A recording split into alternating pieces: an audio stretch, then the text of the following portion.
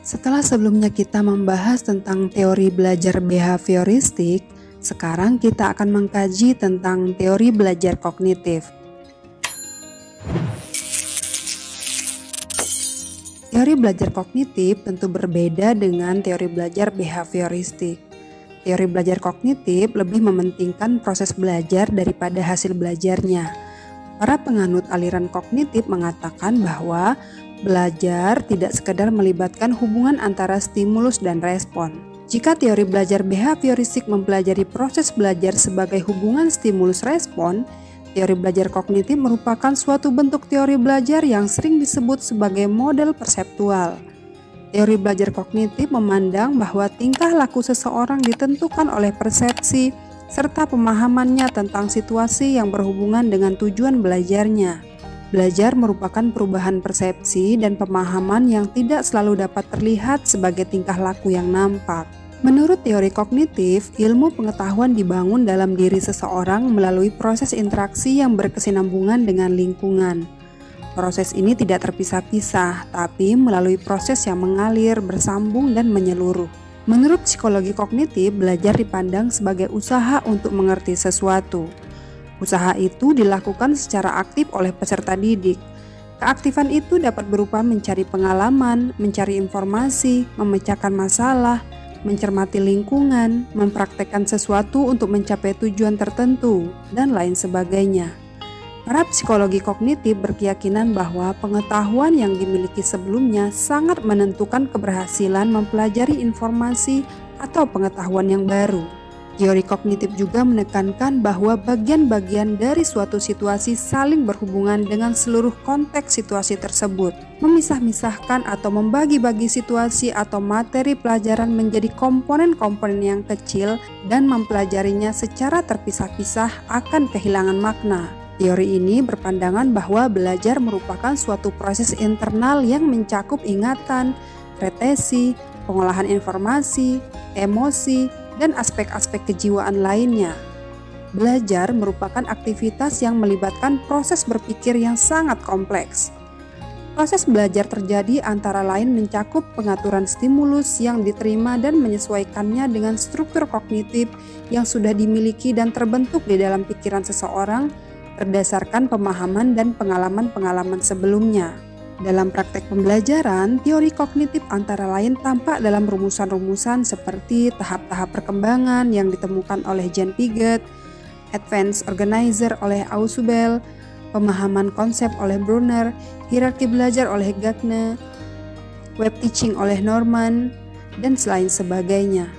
Berikut ini akan kita lihat lebih rinci beberapa pandangan dari tokoh-tokoh tersebut. Yang pertama ada Jean Piaget. Kalian tentu sudah tidak asing lagi dengan tokoh yang satu ini.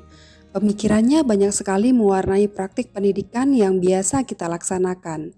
Piaget adalah seorang tokoh psikologi kognitif yang besar pengaruhnya terhadap perkembangan pemikiran pakar kognitif lainnya.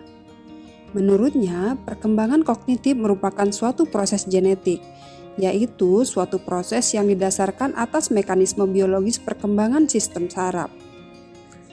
Dengan makin bertambahnya umur seseorang, maka makin komplekslah susunan sel sarafnya dan makin meningkat pula kemampuannya.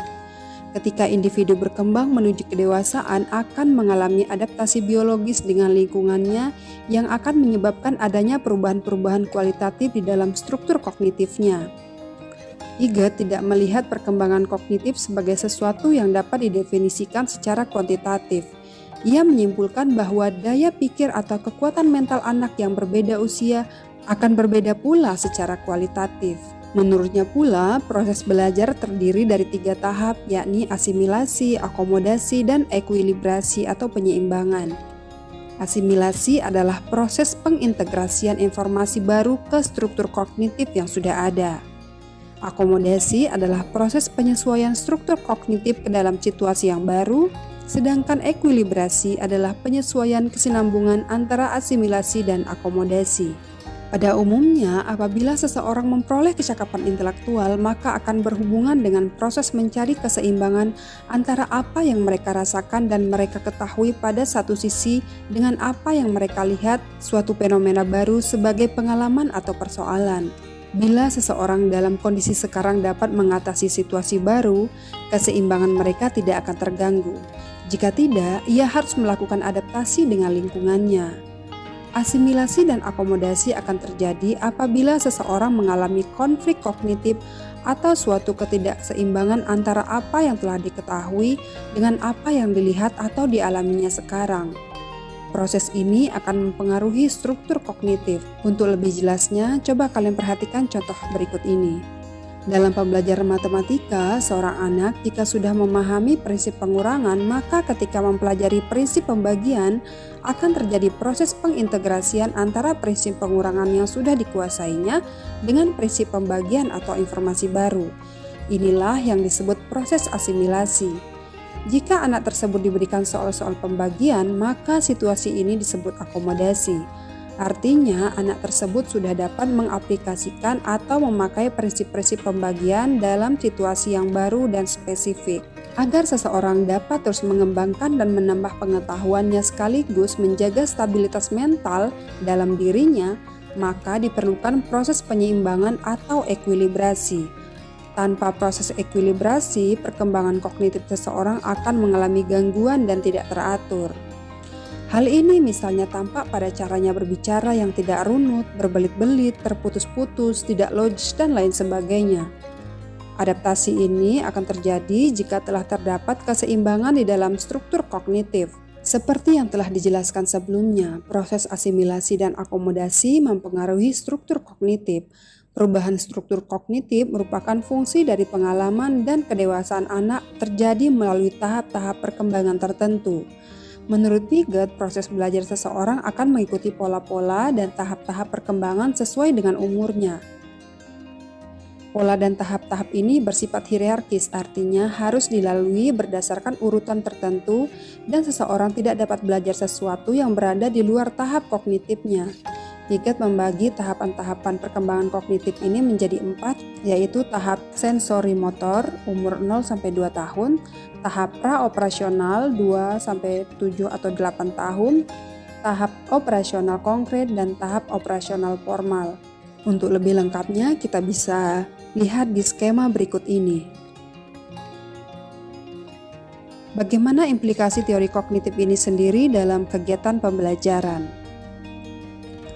Teori kognitif menekankan pada proses perkembangan peserta didik.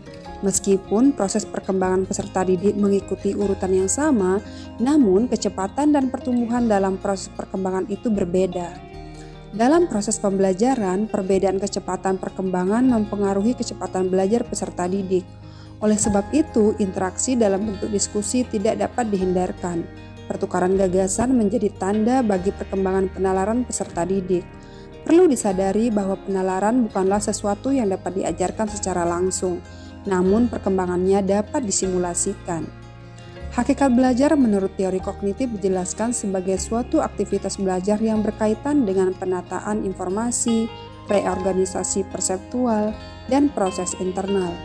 Kegiatan pembelajaran yang berpijak pada teori belajar kognitif ini sudah banyak digunakan. Dalam merumuskan tujuan pembelajaran, mengembangkan strategi dan tujuan pembelajaran tidak lagi mekanistik sebagaimana yang dilakukan dalam pendekatan behavioristik. Kebebasan dan keterlibatan peserta didik secara aktif dalam proses belajar amat diperhitungkan agar belajar lebih bermakna bagi peserta didik. Sedangkan kegiatan pembelajarannya sendiri mengikuti prinsip-prinsip seperti berikut ini. Yang pertama, peserta didik bukan sebagai orang dewasa yang mudah dalam proses berpikirnya. Anak usia prasekolah dan awal sekolah dasar akan dapat belajar dengan baik, terutama jika menggunakan benda-benda konkret. Keterlibatan peserta didik secara aktif dalam belajar amat dipentingkan karena hanya dengan mengaktifkan peserta didik maka proses asimilasi dan akomodasi pengetahuan dan pengalaman dapat terjadi dengan baik. Untuk menarik minat dan meningkatkan retensi belajar perlu mengkaitkan pengalaman atau informasi baru dengan struktur kognitif yang telah dimiliki si pembelajar. Pemahaman dan retensi akan meningkat jika materi pelajaran disusun dengan menggunakan pola atau logika tertentu dari sederhana ke kompleks. Belajar memahami akan lebih bermakna daripada belajar menghafal. Agar bermakna, informasi baru harus disesuaikan dan dihubungkan dengan pengetahuan yang telah dimiliki peserta didik. Tugas guru adalah menunjukkan hubungan antara apa yang sedang dipelajari dengan apa yang telah diketahui peserta didik. Adanya perbedaan individual pada diri peserta didik itu perlu diperhatikan, karena faktor ini sangat mempengaruhi keberhasilan belajar peserta didik. Perbedaan tersebut misalnya pada motivasi, persepsi, kemampuan berpikir, pengetahuan awal, dan sebagainya.